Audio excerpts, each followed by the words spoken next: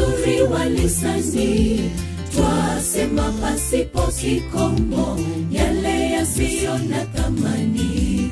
Ulimi chembe dogo sana wasababisha uhasama, twaibua sokomoko kila mara chokochoko.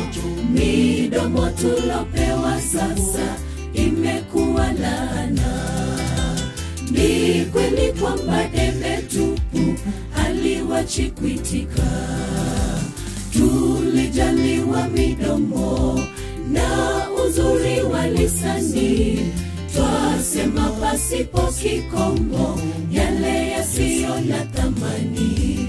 Ulimi chembe dogo sana wasababisha uhasama, twaibua sokomoko kila mara chokochoko. Midomo tulopewa sasa imekuwa laana. Ni kweli kwamba debe tupu haliwachi kuitika. Yesu alishasema kwamba tuzingatie usemi wetu, pasi kuchochea jirani na kulaani hadharani. Tuyaseme kwa hekima na mibaraka chungu nzima. Tusiwe kama debe tupu lisilowacha kuitika. Yesu alishasema kwamba tuzingatie usemi wetu, pasi kuchochea jirani na kulaani hadharani. Tuyaseme kwa hekima na mibaraka chungu nzima. Tusiwe kama debe tupu lisilowacha kuitika.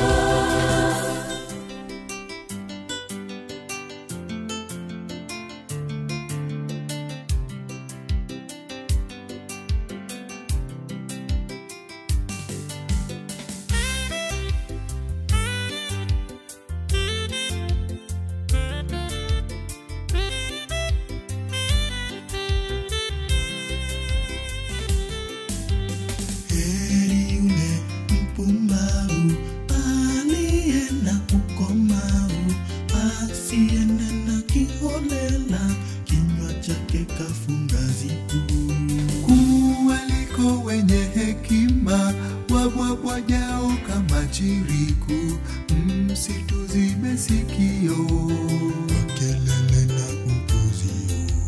Jueni ulimi ni chombo Mola katujalia, tusizifanye ziende kombo, tuepuke laana. Heri yule mpumbavu aliye na ukomavu, asiende na kiholela. Kinywa chake kafunga zipu, kuwaliko wenye hekima wabwabwajao kama chiriku. Msituzibe sikio kwa kelele na upuzio. Jueni ulimi ni chombo Mola katujalia, tusizifanye ziende kombo, tuepuke laana. Yesu alishasema kwamba tuzingatie usemi wetu, pasi kuchochea jirani na kulaani hadharani. Tuyaseme kwa hekima na mibaraka chungu nzima. Tusiwe kama debe tupu lisilowacha kuitika. Yesu alishasema kwamba tuzingatie usemi wetu, pasi kuchochea jirani na kulaani hadharani. Tuyaseme kwa hekima na mibaraka chungu nzima. Tusiwe kama debe tupu lisilowacha kuitika.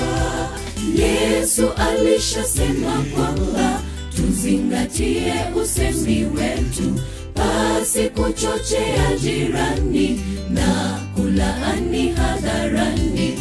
Tuyaseme kwa hekima na mibaraka chungu nzima.